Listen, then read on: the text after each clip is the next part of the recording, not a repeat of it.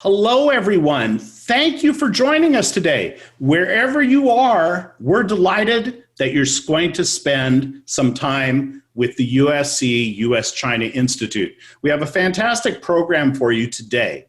As you know, US-China relations are pretty tense these days, and the US-China Institute is focused on that relationship.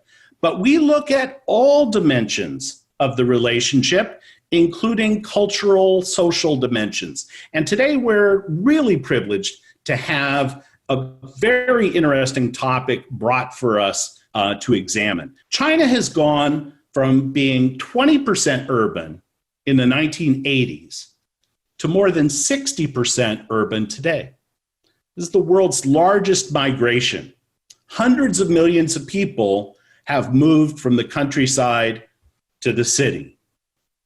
But the countryside, or at least idealized versions of it, still appeal to many in China and beyond. Many rural dwellers have taken to social media and live streaming and various video streaming websites to share aspects of their lives with really remarkable video audiences. Together with my wife, I've been watching some of these and following these folks as they build chicken coops, plant and harvest, and cook. But it's not just the two of us watching. Some of these short video producers have attracted audience in the millions, huge audiences, and not just on Chinese video websites, but on YouTube. Now, a couple months ago, I came across an article about this phenomena in the International Journal of Communication, a journal that's published at the USC Annenberg School for Communication and Journalism. Han Li, our speaker today, is the author of that fantastic article, and I would encourage you to go to the International Journal of Communication website to download it. She's a talented scholar, and as you're about to see, she's a wonderful speaker, a terrific teacher. She graduated from Nanjing University and then came to California, where she earned her doctorate at UC Irvine. She now heads the Chinese program at Rhodes College. She teaches a variety of classes, language classes, literature, film, a whole host of things. She's published extensively in academic journals, but also in journals focused on teaching about East Asia, education about Asia. And she's also published some really terrific articles in large circulation news sites, such as Sixth Tone. So she's going to open our program now, and then we'll take your questions, as well as a few of my own, after the program. But ladies and gentlemen, wherever you are, please join me in a round of applause for Professor Han Li. Well, hello everyone, and thank you all for being here this afternoon to look at this phenomenon that I found very interesting, both personally and academically, and also spend a lot of time, like Clay did, watching these videos. Well, I teach at Rhodes College, which is in Memphis, Tennessee. But like Clay mentioned, I did my graduate studies at the University of California, Irvine. I spent 5 years there. So it is a real pleasure for me today to get reconnected to Southern California. It's like a virtual homecoming day for me. So for today's talk, I'm not sure if all of you had an opportunity to watch these rural content videos. So I would like to start our discussion by showing you just a 1-minute clip of one of these videos. And the protagonist in this 1-minute clip, we have actually already seen her. She's the one on the cover picture for today's event in her very signature kind of a bamboo conical hat. She called herself Dianxi Xiaoge online. The first half of her cyber name, Dianxi, refers to where her hometown is. So she comes from Yunnan province on the southwest corner of China, a province known for its spring-like weather all year long and for its very rich and diverse ethnic minority cultures. And the second half in her name, Xiaoge, actually literally means little brother. But she's a young woman, so people find it kind of confusing. But she explained it, saying that she thinks the little brother part really reflect and demonstrate her very boyish and boy-like personality. So she calls herself little brother of Yunnan province. So this 1 minute clip we're about to see is taken from a 10-minute full version that she uploaded in July. And at the time I made this snapshot, it was about 2 weeks after she uploaded there. On YouTube alone, this video alone got 8 million views and thousands of comments from her followers all over the world. So in this 10-minute full version, she used lotus roots as ingredients and made 5 dishes out of it. And the video ended with she and her family member together enjoy this nice meal. But given the time we have, we'll just look at a 1 minute condensed version of it. And on the right column, you can see I listed the steps that she did in there. So hopefully it can help us to follow the video better.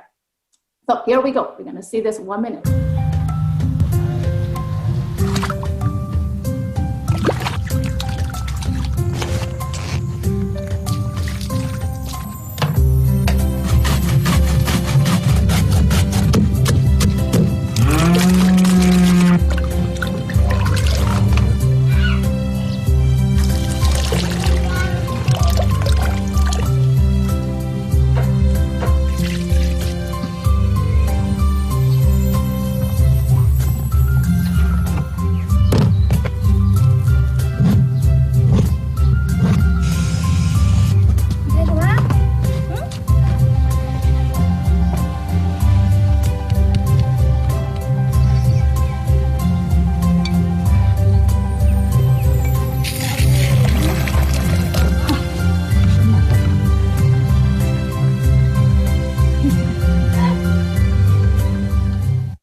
So I hope this 1 minute clip give us an idea of what kind of digital materials we are talking about today. And indeed, she is one of the many this rural videographers nowadays that are making their everyday life into short videos, posting them online and generating astonishing number of viewership, of followers, and also money from it. So like the questions I put in the description for our discussion is that who are these people that are making these videos and who are watching these videos?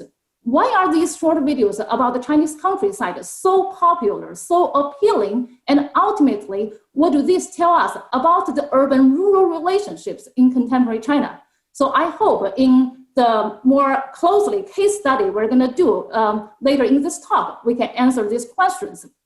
But before doing that, I wanted to step back and providing a bigger picture for us to contextualize this international sensation.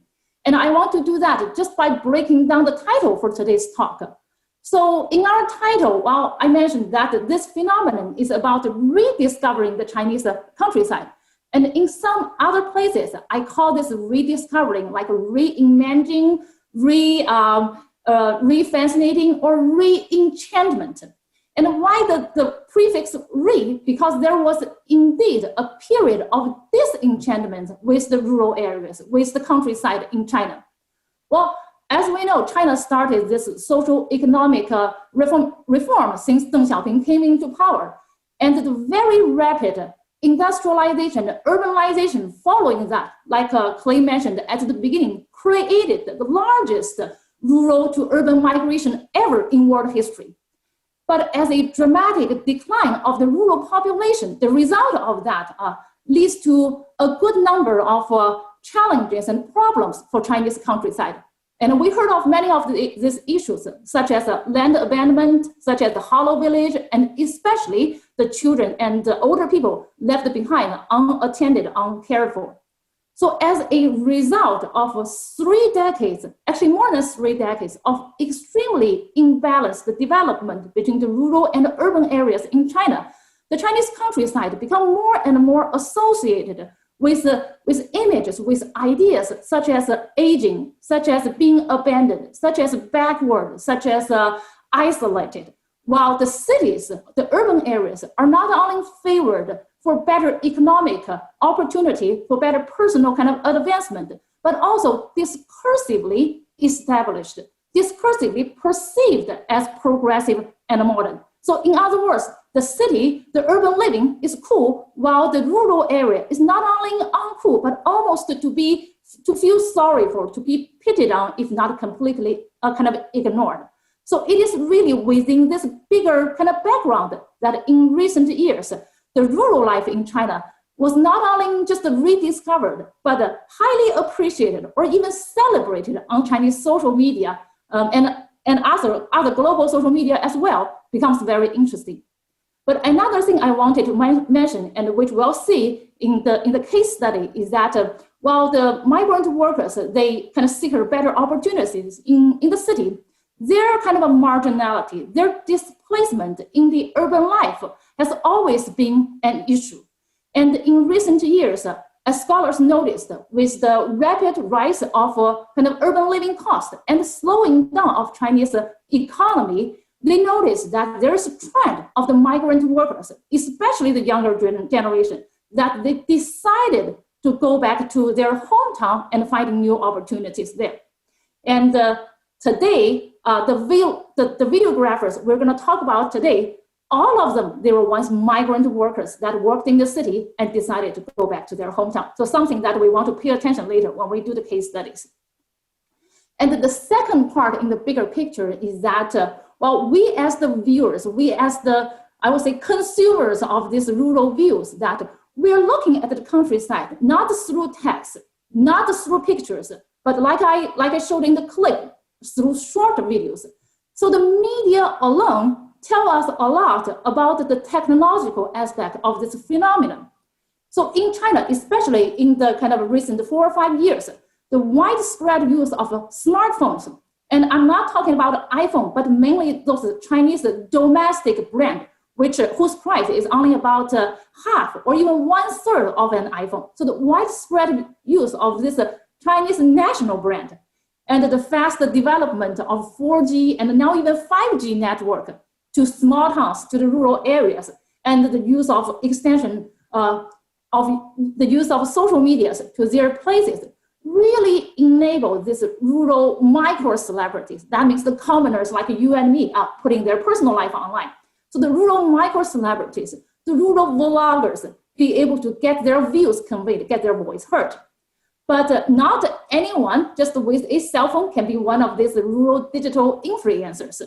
So later in the cases, we'll see that the successful ones, the distinguished ones, the ones that has the most publicity, they are either themselves or being associated, being kind of assisted by someone, the scholars would call them the rural information elites. They are the person who have this cyber literacy or digital literacy, who are able to translate their everyday life into readable or likable online languages. So these rural micro celebrities, they like to label themselves, call themselves 自媒体, which means self-media or way media or even iMedia. And I would say this label is slightly misleading because this label makes it look like their enterprise, this kind of short video business is almost a singular, a private, a individual business. While actually in the bigger picture, there are other more powerful stakeholders, such as the platform whose algorithm decide what we see and how we see it. And there is also the government at all different levels, all the other kind of social, political, institutional powers behind it. So when we do the case studies, I'll give more explanation on that. So now I wanted us to look at some cases more closely. These are the cases that I spent a lot of time watching, both for personal enjoyment and for academic studies. So I subjectively putting them into 3 groups. So for each group, I'll talk about 1 or 2 cases, give a brief introduction of them, and then explain what I observed for each of them. So in the first group, we have a 巧妇九妹 here, roughly translated as a clever woman, nice sister. I think it's very likely that she is the nice child of her parents. So 九妹's hometown is in what the government categorized it as a poverty village in Guizhou province. So it is very isolated, very, very poor there. So no wonder that in her early years, she and her husband, they kind of went to the cities to seek job opportunities there. But a few years ago, that both of them decided to go back to hometown to taking care of their parents and their children. So in Jiu Mei's case, the young man here is her nephew. Her nephew is a college graduate working in the media business. And he said that a few years ago, actually just 2 years ago, he sensed this up and coming trend of video sharing, of live broadcasting. So he convinced Jiu Mei to make videos of her everyday living. And at the beginning, it's mainly about her country style cooking and making short videos of this and posting these videos online. So we can clearly see that in Jiu Mei's case, her nephew is one of these rural information elites that was able to assist her. So Jiu Mei's videos were an immediate success, and she was able to generate millions of followers just within a couple of months. And very soon, her followers got interested in the orchard that frequently showed up in her videos. So they began to ask her, what are you planting there? Do you sell this fruit directly? Then Jiu Mei began to sell the fruit to her followers. And then one thing led to another. And very soon, her personal business, her private business, snowballed into a business for the whole village.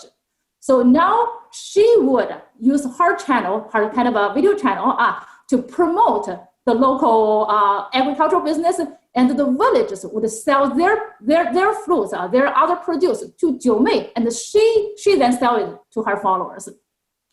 So Jiu Mei now really, she is both an online and offline kind of celebrity. Her local villagers really admire her and kind of celebrate her because they think that she almost single-handedly can make a big difference for the local economy. And in addition to Jiu Mei, in the first group, I want to talk about this a two-man team. I think very, very interesting. They call themselves Huanong Xiongdi, which means Chinese farmer brothers.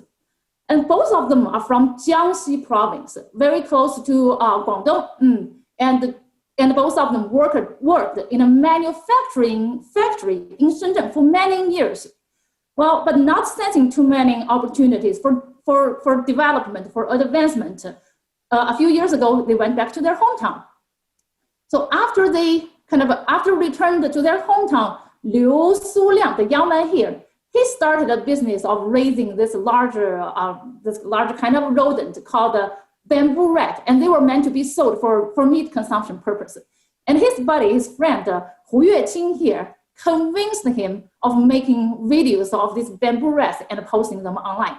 So we can clearly see that in their pair, in their duo, Liu, he's the one talks, he's the talker, he's the narrator, while Hu, he never speaks. He's the cameraman. He does the filming, he does the editing, and he posting everything online. So he is the information elite in this case. So for their video usually started with Liu Suliang going to the barn to check on the bamboo rat. And at the end of his inspection, he would randomly pick one bamboo rat and then cook it in an outdoor setting, usually next to a stream and with some campfire. And I found this one is particularly amusing because he and his friends, they even built a water device, a hydraulic device, which can automatically spin the bamboo rat while they're roasting it. So why are their video kind of so well received, so popular? I think first of all, the viewers think that their video demonstrated, showcased a very truthful, a very real, a very authentic countryside. What they think the countryside, Chinese rural life, it is like. Well, it is their daily life is nothing glamorous, but very different from urban living and kind of captivating, really drawing you to keep watching them. But I wanted to point out that this feeling of authenticity, this real of countryside life, especially unpolluted, sort of uncontaminated by urban modernity, this feeling really comes from a different, both the content of their video and the format of their video. And in terms of the content, it is absolutely true that they're showcasing what life in a very remote area of the countryside looks like. But I want to kind of also point out that I think they're very, very skillful. They're very careful in maintaining a balance between showing the rusticity of countryside life, but not letting it go too far. So in all of their videos, the atmosphere is always very kind of joyful, very happy. You never really see the hardship of countryside living. Like for Jiumei, she sells fruits and she takes you to go through her orchard, and you always see a harvest scene. So the hardship of agricultural production, the viewers, you don't get to see that. And in addition to this part of the content, I would say the other aspect of the content they packaged in their video is actually their personality. It is their character. It is this kind of a connection, emotional connection that they're trying to build and very successfully build between them and the viewers. So that's another aspect of the content. And in addition to the content, I think the format of their video also contributed to this feeling of authenticity. Because if you compare their video with the other cases we're about to see, their video is very crude in the quality. It's like someone just holding the cell phone, holding a camera, following them for 5 minutes, featuring very little kind of editing or post-production, and they keep talking to you through the video. So this kind of especially at the beginning, some of their video, the resolution was even low, but the kind of simple device, the crude quality of the video gives the viewers a feeling that they're amateurs. They're not really professionals doing it, trying to gain a profit of it. They're really genuinely trying to share their life with you. So together, between the content and the format, especially after they contracted with a platform. So ideally, they have better service, then they're able to do high quality videos. They kind of deliberately making their videos stay the same as how they started. So it is really this combination of both the content and the format that give you this sense of authenticity. So to a certain extent, their ordinariness, their kind of accessibility, it is also something that they packaged in their video. And another thing I found worth talking about for their cases is that how their image are being used for the whole campaign, for the whole promotion, or even propaganda of the idea of rural revitalization. So Jiumei is highly celebrated and being heavily recognized by government at all different levels. And earlier I mentioned she worked in the city, but returned to her hometown in the countryside. And this background is highlighted in all the publicity materials about her. For example, in this headline news, it says, a formal noodle factory migrant sister making 1.5 million each month now through e-commerce. So kind of suggesting that she used to have this ordinary job of a migrant sister in the city, but not too successful. However, see how successful she is now in her in her hometown in the rural area. And in this news, which is also about Jiumei and another young man, the fourth brother of the village, referring to the young man here, the headline says, behind the two of them, behind these rural micro-celebrities, a brand new rural society is shaping up. And in another government program called the Voice of Chinese Countryside, this program introduced the successful kind of rural micro-celebrities to the public. And we saw Jiumei here. And I want to use this young girl as an example. So this girl, Lei Weiwei, she studied in Beijing and graduated from a university in Beijing. But after she graduated, she decided not to stay in Beijing, but go back to her hometown and introduced a new way of planting, of cultivating strawberry. So she is called like the strawberry fairy lady. And the headline news saying, well, let this fairy lady tell you that the entrepreneurship is strawberry flavored. So here you can see in their kind of a personal business get a lot of exposure and endorsement from the government of all different levels. So get this official support. But in addition to that, there is also the commercial and platform support kind of pushing power behind it. And in this news from 2018, the news says ByteDance. By the way, we hear a lot about ByteDance nowadays because ByteDance is the parent company of TikTok. So ByteDance to spend 500 million to support the synonym creators. Synonym refers to the farmers and the agriculture. And the ByteDance's competing company, Kuaishou, launched the year after, launched a very, very similar campaign called Kuaishou, lighting up hundreds of counties. And all of these campaigns are in cooperation with local government and saying they're doing this in the purpose of helping the poverty village and further help a revitalizing of the countryside. So here we can see that I think both the commercial power, and the official publicity is trying to use their cases to convey the idea that these people's individual success, of course, it is because they're hard workers, they're kind of a personal endeavors, but also because they're at a time and they benefited from this time, but in turn they do contribute to this time of a grand historical time of rural revitalization. So basically the message trying to be conveyed here is that the Chinese countryside, the rural area, is no longer what it used to be. It's no longer the land of abandonment, but rather it is a land of vitality, a land of kind of a new economic opportunities. So to a certain extent, kind of hoping people, especially the migrant workers who once worked in the city, to go back to their hometown for better opportunity. And that's the first group.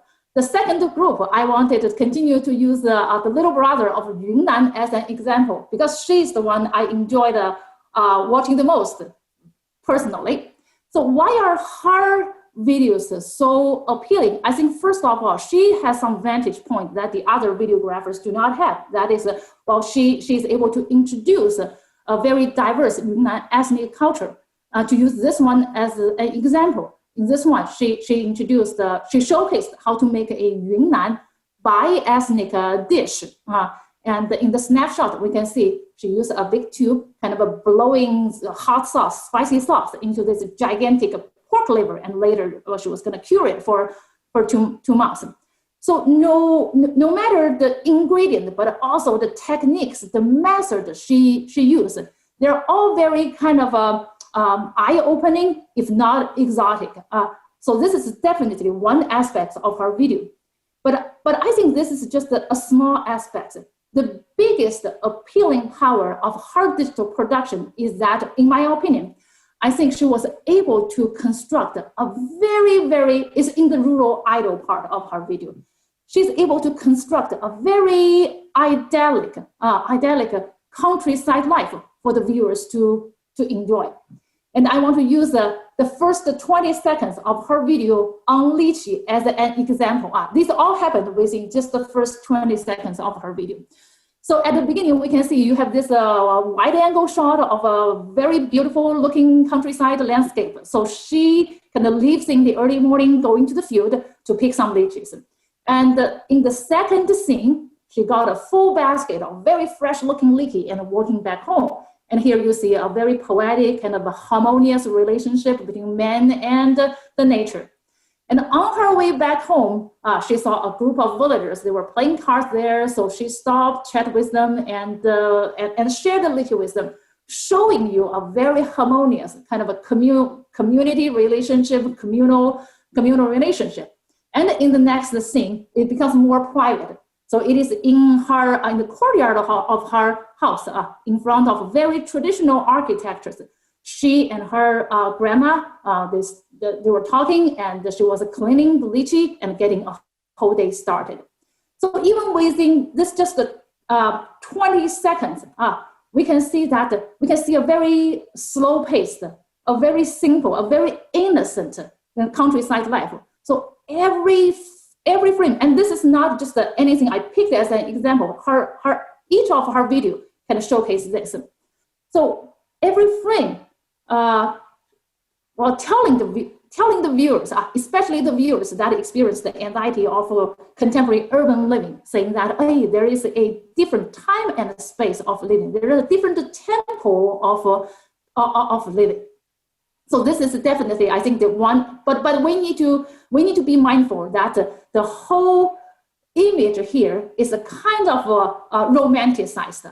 It is really a result of a careful kind of setting, of careful cinematography. And we can definitely notice in terms of cinematography, she has more advanced technique comparing to the videographers in the first group. So it is a result of the setting, of the cinematography, of the editing, of the posting, of the post-production. So all of this contributed to this image of the idyllic rural life.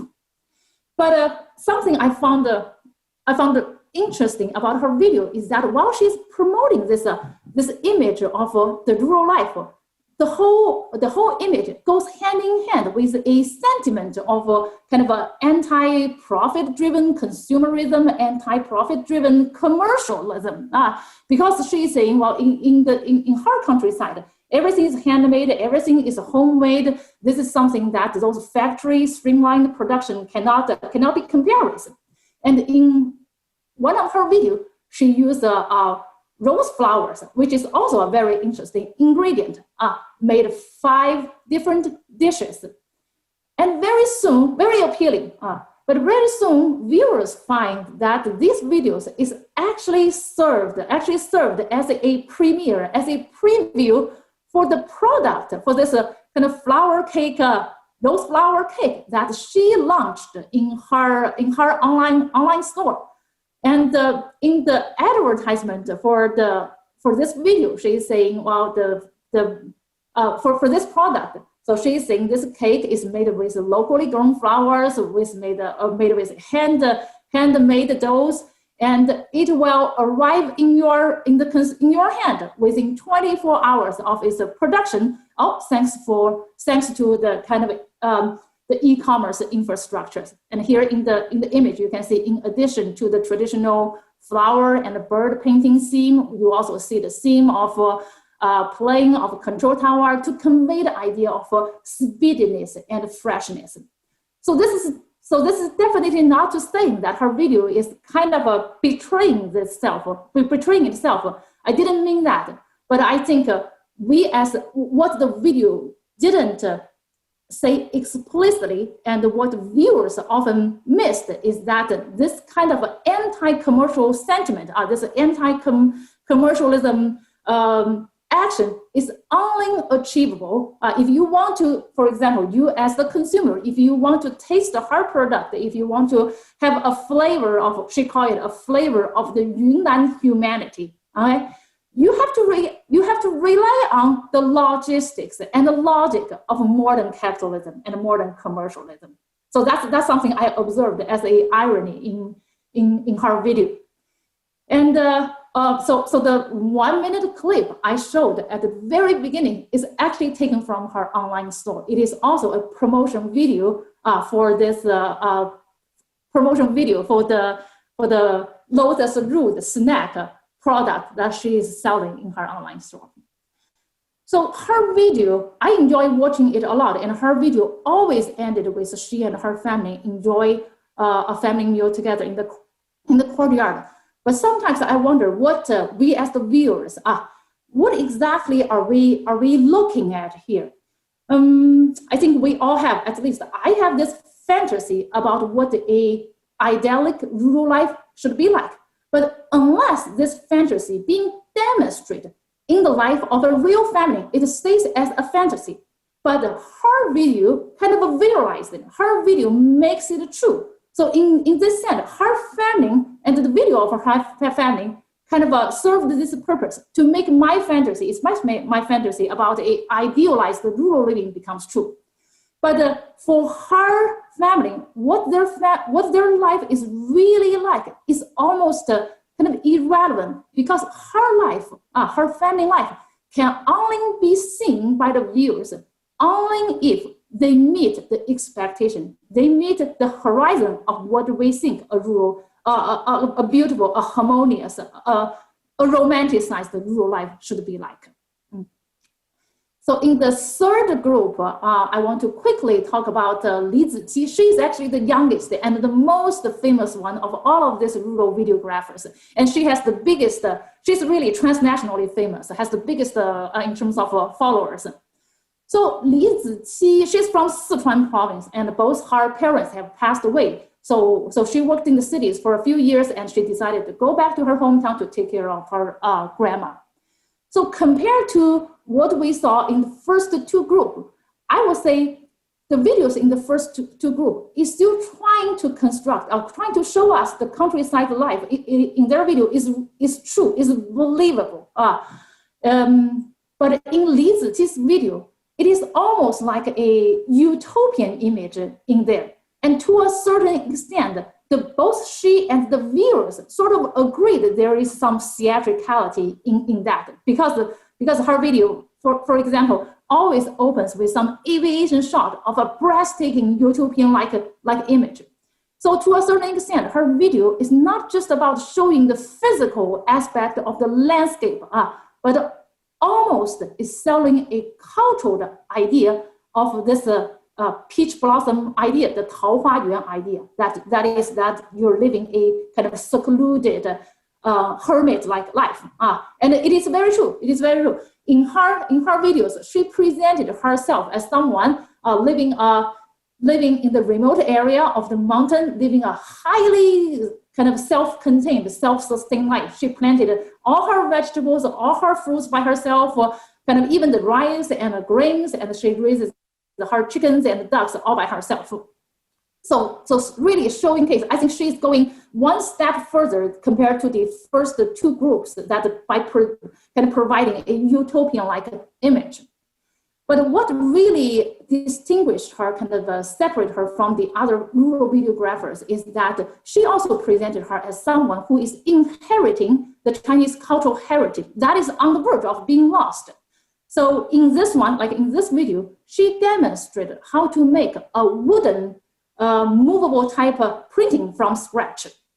And in this video, which she spent 2 years to make, she demonstrated how you can make a ink stick, make the brush, make the paper, and the ink slab.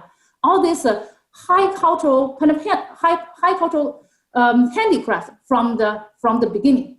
So I would say if the videographers in the first two groups, they're sort of talking to the contemporary people's anxiety regarding a rural-urban kind of disjuncture.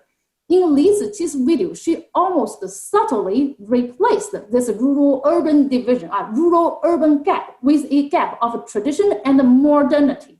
She demonstrated herself as a advocate for Chinese heritage, as a kind of inheritor, especially from a younger generation of the Chinese heritage. And she's very good at promoting that image. In this video of the scholars for the full jewelry of a scholar studio, at the end, well, she shows that last spring, she went to Malaysia and demonstrated to some royal family members there the papers, the ink sticks that she made. So almost kind of branding herself, packaging herself as an ambassador of the Chinese culture. So 2 years ago, Li Ziqi and the Forbidden Palace Museum, the food department, they signed a joint contract, and launched their joint brand in the name of reviving tradition through hearty inheritance. And you may wonder, why would a high cultural institution like the Forbidden Palace wanted to cooperate with her? So I can show you two of their joint productions. The first one is the gift box. Her personal branded gift box they sold on the Dragon Boat Festival. And we know the Dragon Boat Festival is to celebrate the patriotic poet Qu Yuan, and the traditional activity on that occasion is that people are going to eat the zongzi, is a sticky rice dumpling wrapped in bamboo leaves, and raise the dragon boat. So this very nice looking gift box contains the zongzi of 5 different flavors. And inside our box, there's also a puzzle, which we already seen here, a puzzle of the dragon head. So you can enjoy the zongzi and putting the puzzle together. And once you finish that, you can extend the gift box and you get a dragon boat from it. So this is one example of their joint production. And on the Moon Festival, another very important, the traditional festival, their joint product is this mooncake gift box. And this mooncake, this is a two-dimensional view of it. Let's see. Here. So the mooncake gift box, there are different frames, so you can reconfigure the scene of the front cover, all different kind of things. And in addition to that, it can also be kind of lit up. Once it lit up, it's almost like a shadow play that you can enjoy, especially given that you can reconfigure the scene. And also, it's supposed to be like a moon. That's what the people are supposed to do, appreciating moon and eating the mooncake on the moon festivals. And this joint product sold off in 32 minutes after it's launched online.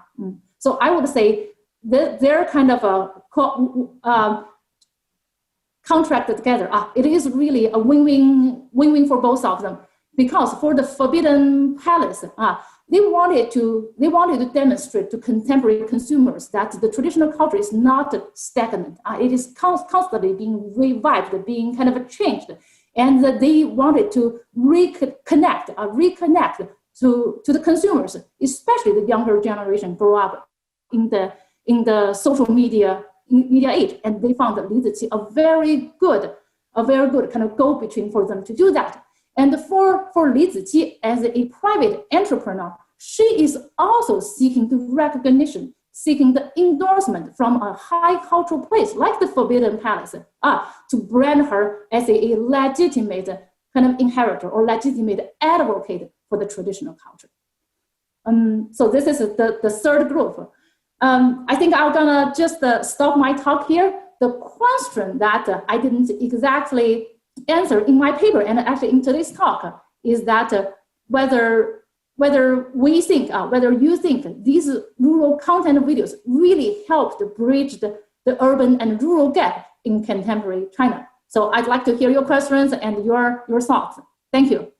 Thank you for this wonderful presentation and for raising such an important question. Do we know anything more about rural China as a result of these videos? What is it that we're learning? We have a lot of questions that have come in, and for those of you who want to raise other questions, scroll to the bottom of your screen, click on that button, and go ahead and type in your question. A few people, they want to watch the videos, and so they're asking for links and things like that. We'll try to make those available, if not now, in the follow-up. We'll send you a follow-up email that will include those links. But others are talking about the production values and a lot of other questions. But let's start with a question actually that I had, but also was raised by one of our graduate students, Yue Young, and she's asked about the demographics, about the audience. And that is a big question. We know that these audiences are large. We know that they're transnational. And what else, if anything, do we know about these audiences? And, you know, this may have come, through, articles about these people or interviews that they've given and things like that. But I'm curious if you could say something about the demographics. Who's watching? Clay, that's actually a very good question. And I can say that so far, there are no systematic studies, especially from the social scientific perspective, study of who are the audience of these videos. But I can give you my general perception.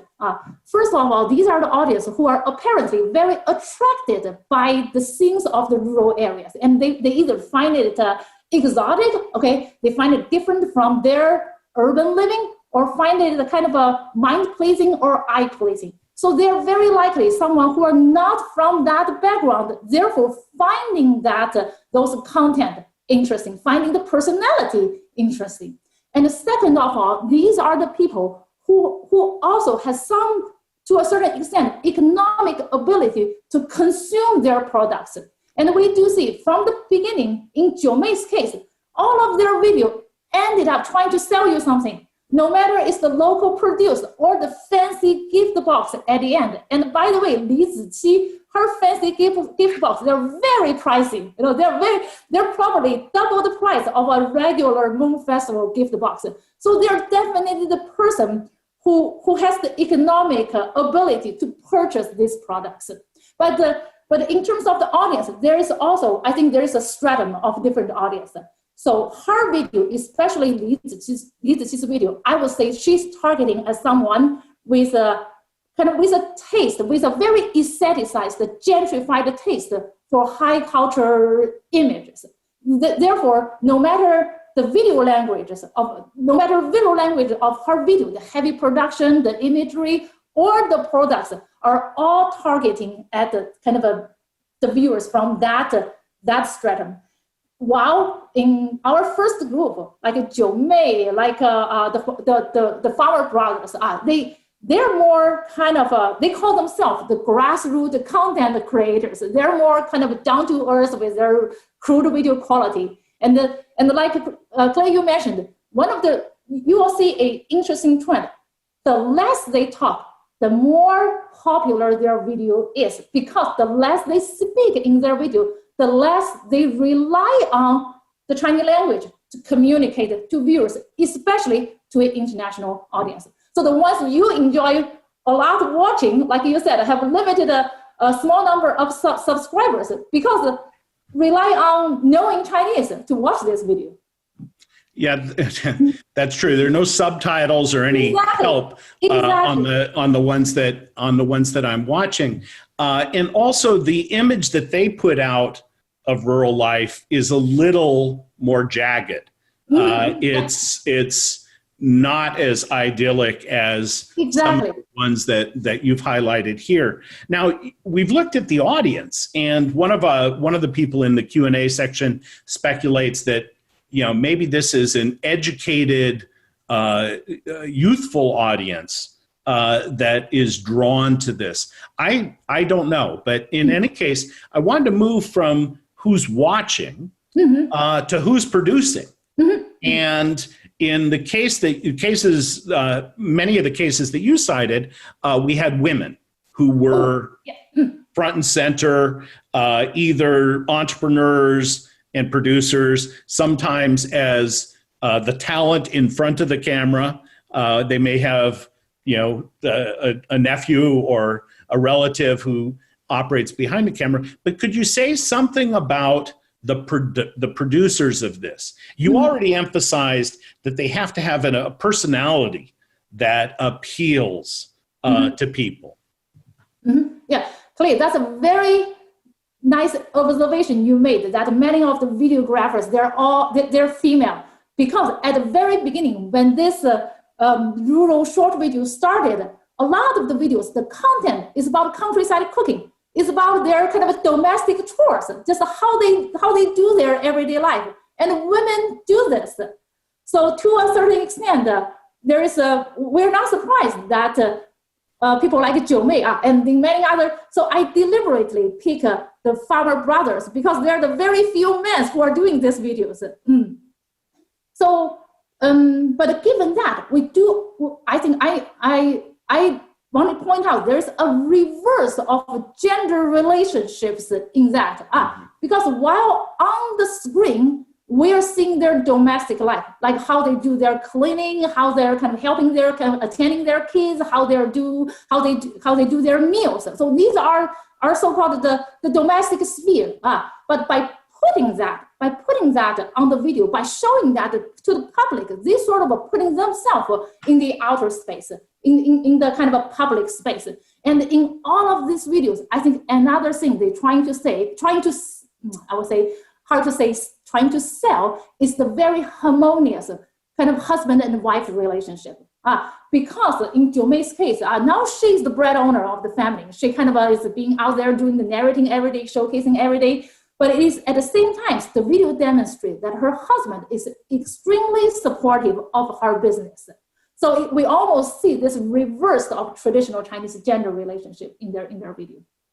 Now that's terrific. And we have quite a few questions actually related to that gender question, but also to the production values. The very first question was, this is beautifully shot. It's beautifully edited. They've chosen music that goes with it well.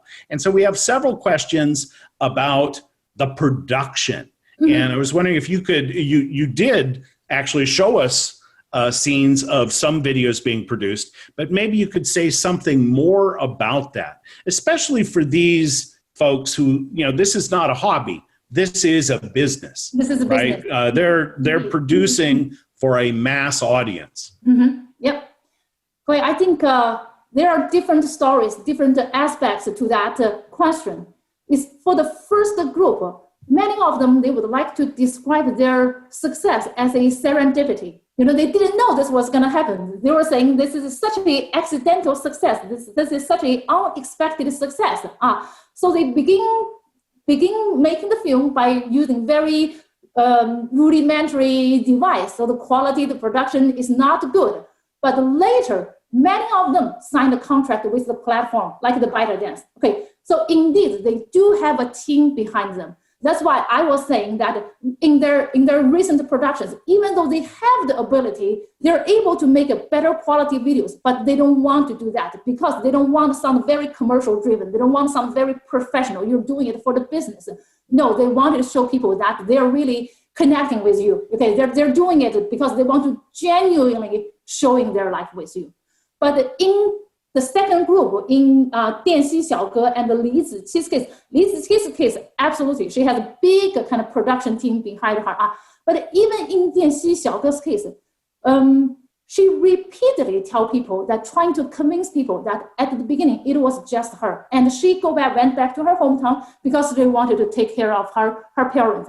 So really using the traditional values, trying to make her appealing, which is also true.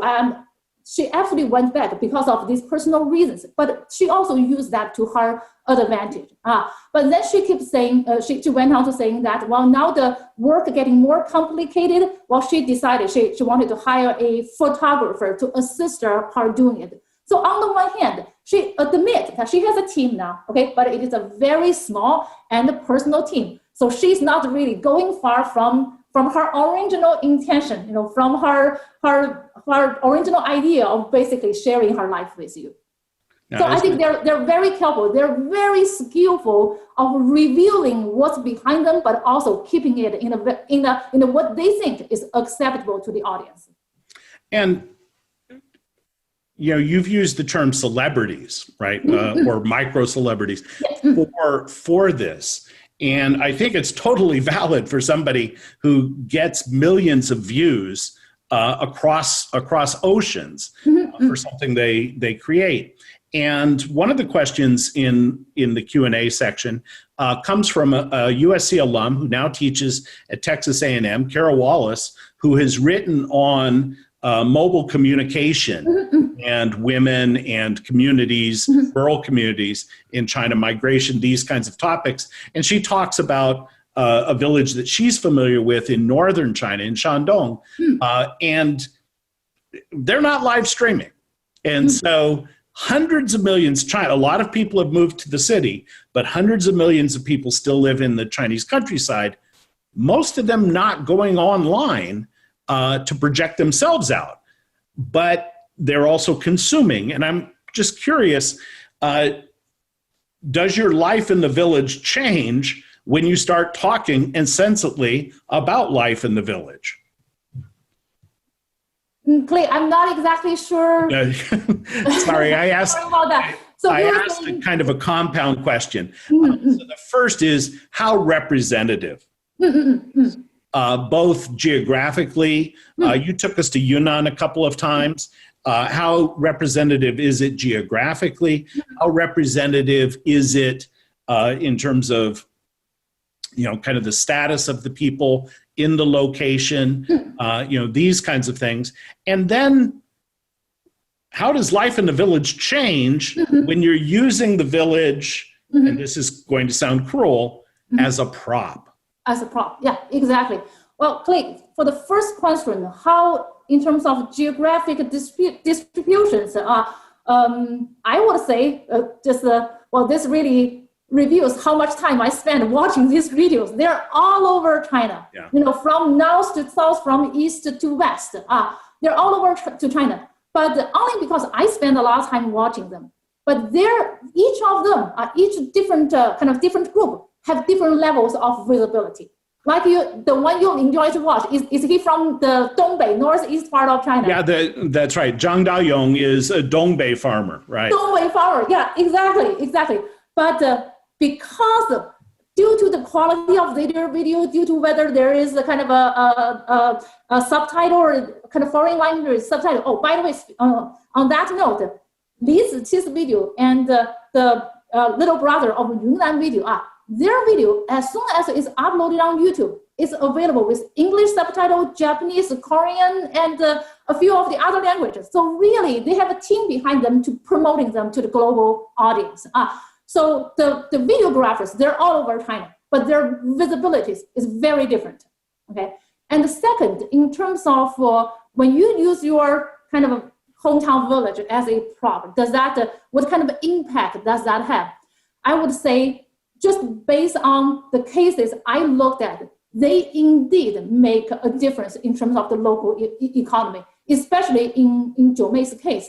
Even though it is a very isolated kind of poverty village, but with this direct communication with her fans, with her followers, but also thanks to the integration of e-commerce and the social media in China, she was able to sell the fruit directly to her consumers. That's why her local villagers really appreciated what she did. And now this is really fantastic information for us. And one of the questions we've got from Rosamund Purdue, she asks, is the only way to cash in through e-commerce? If you don't have something to sell, some product, can you make it with advertising paired with your videos and things like this on Kuaishou, on Xigua, or one of the other platforms?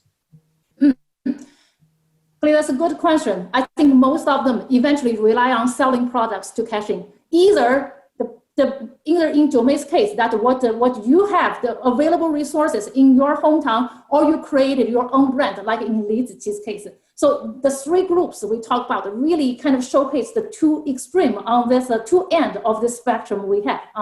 The other way of them to get income is by viewership. But unless you have a huge number of viewership, by the click, by the comments, by the likes alone, you don't get too much kind of income in that. And a third way is if you can embed some advertisement in your video, but some of them do not want to do that. Like in Li Ziqi's case, she only wants to promote her own personal brand. There's no way that she tried to sell other people's brand in there. So different, sort of different ways. Oh, no, this is terrific. We've gotten a version of this question from a couple people, Bill Kwong, Dan Greenwood. They've asked the question of, well, how does this fit with the agenda for the Chinese government? Because poverty alleviation, addressing the rural-urban gap is a high priority, right? And so they were asking, are these efforts promoted by the government, or do they just simply coincide with that ambition? I think absolutely promoted by government at all different levels, because on the bigger picture, with the slowing down of the economy, there is a kind of a huge employment pressure in the urban areas. And the government is trying to not only change the image of Chinese countryside, trying to change the whole society's perception of the countryside. That's why earlier there was the disenchantment. Nobody wanted to stay there. Everybody wanted to move to the urban area. So they want to first change this perception. Not only encourage who were once in the village to go back, but also encourage the urban dwellers. For short term, maybe you can go to the countryside to do some consumptions. And I noticed in my hometown, Nanjing, people usually, they do long trips, but now on weekends, they would, especially with now family-owned cars, they would drive 2-3 hours to the nearby village and spend a week there. So they're trying to, first of all, change the image that to make a countryside more appealing, more appetizing, more attractive to them. But mainly is that they try to alleviate some of the pressures of the city, kind of urban employment, trying to convince people there's economic opportunities in the countryside. So both the government and the platform, in terms of the commerce, in terms of the commercial capital behind that, they both have incentive to do that. They want to make that happen. And so we certainly see this. A number of villages, have open guest houses, and trying to take advantage of a temple, scenic site, or hot springs. Take advantage of something to bring people in, local dishes, some sort of experience that you're not going to have living in the city in Nanjing or somewhere else. We definitely see that effort to kind of to promote that. And one of the questions we have is, are these, because live streaming is huge. You have people like Huang Wei, who's 34 and a multi-millionaire, has a huge operation selling things on Taobao and stuff like that. And she's just a salesperson, right? I mean, she's doing this and her personality works. How, or I guess maybe the real question is, are these video producers different from those urban-based producers that are busy selling cosmetics and a whole host of other kinds of products? And their target are their targets include people who want to be like them, and maybe also people who just find them interesting and attractive.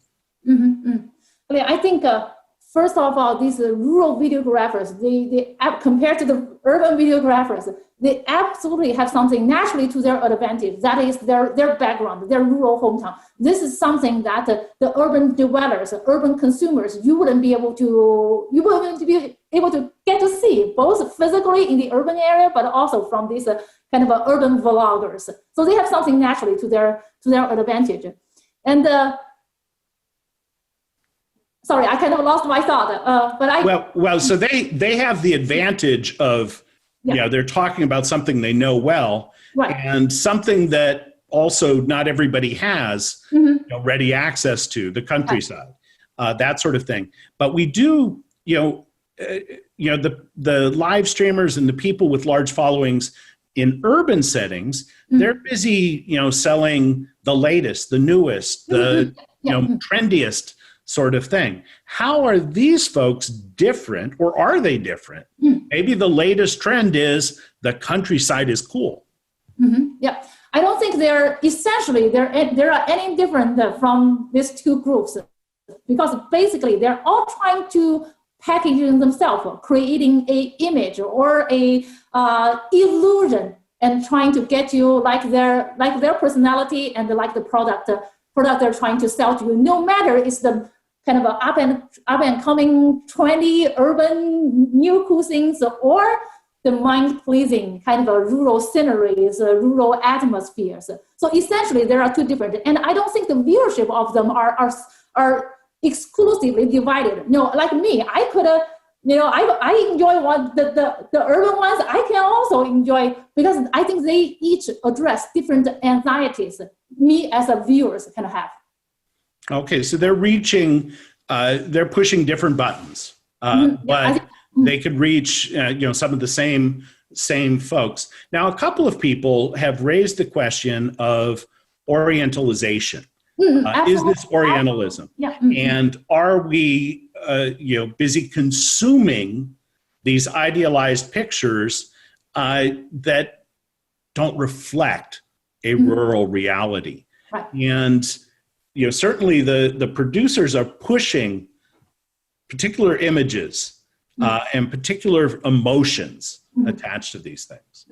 Clear, absolutely, and it is especially true in Li Ziqi's case. And in my paper, I was saying the image she tried to sell is a self-orientalized image. It is from the utopian kind of feeling she created. It is creating a timeless China in there. And it meets, it's apolitical, almost asocial, okay? And then it meets some of the global audience, their expectation of what they think a high cultural China is. So in her case, absolutely, even the products, cultural products, she makes.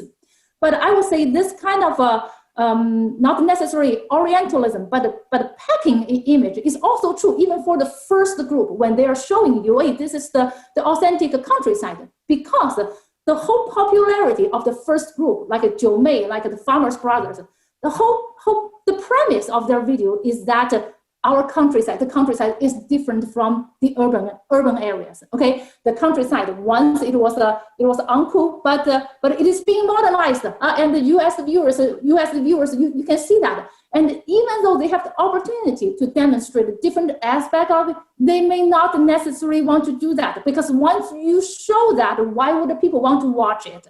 Okay, so this kind of a self-stereotyping, maybe not Orientalism, but self-stereotyping is true for every single group.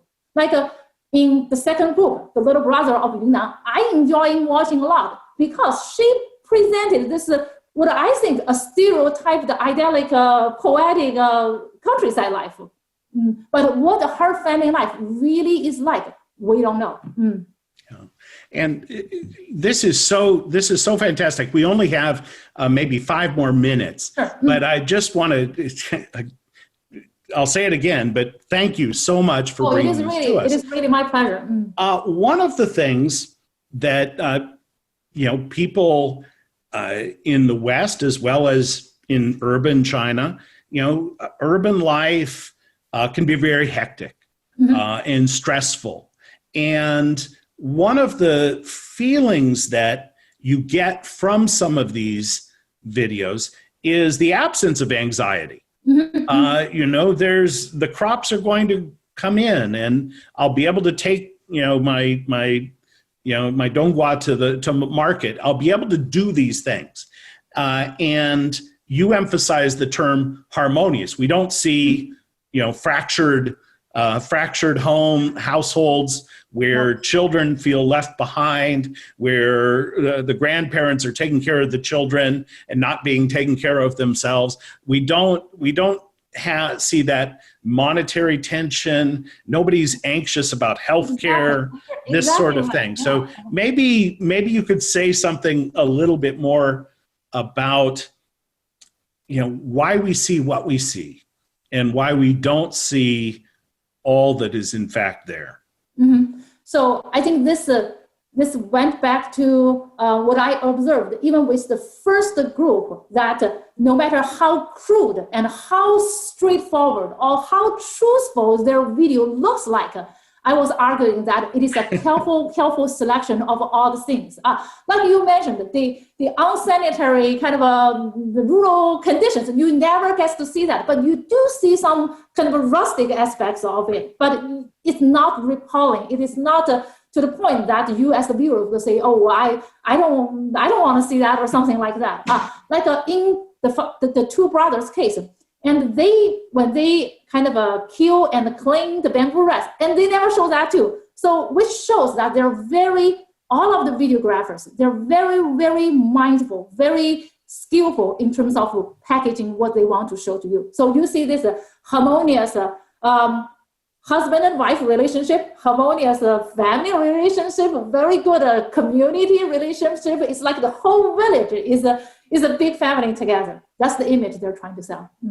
Yeah, that definitely comes through. And there was, of course, a famous chef who killed an animal on camera and was attacked by viewers for it. And so that was a lesson to anybody who might.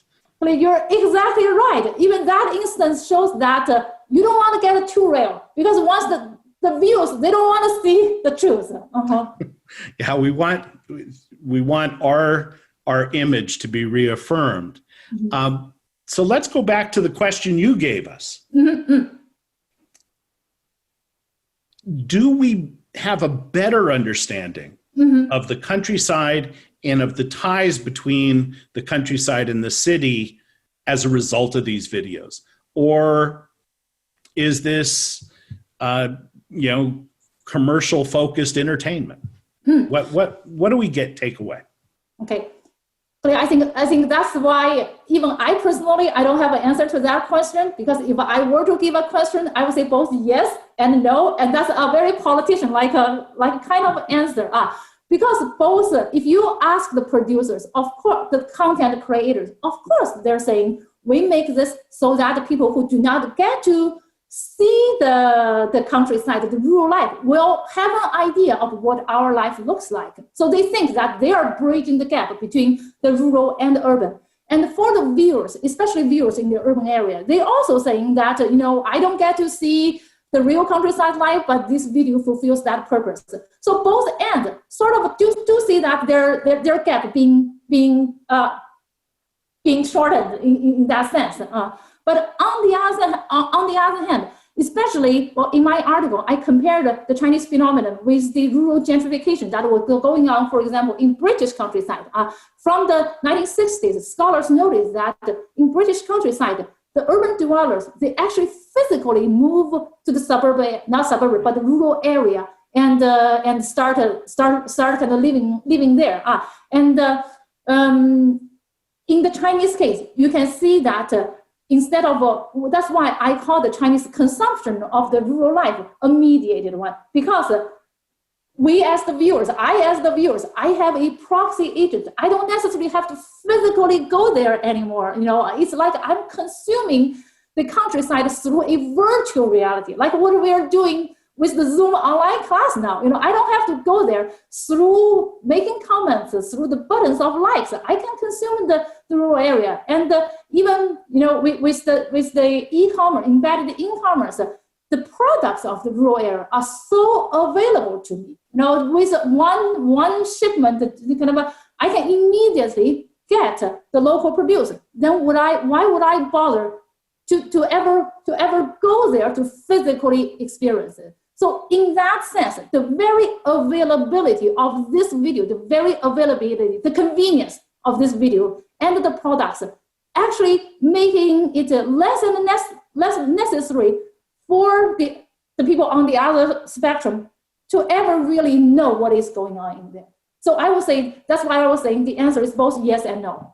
Well, that may be a politician's answer, but I think it's also a correct one, because that's my sense too, is that one of the things that you get, and we only gave you 30 minutes, so you didn't have that much time to bring us all, the great diversity of things that are out there, but you do get a sense of how diverse China is, how big it is, and you may have certain places that get emphasized and certain themes emphasized, but you get some sense of that.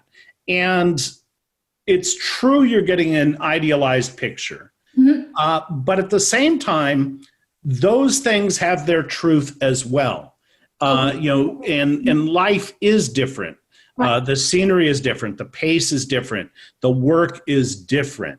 The experience is different. And that doesn't always come through with media coverage of the countryside, which deals with the kinds of problems that we've already highlighted, that are very real and do impact lives. So, Hanli, thank you.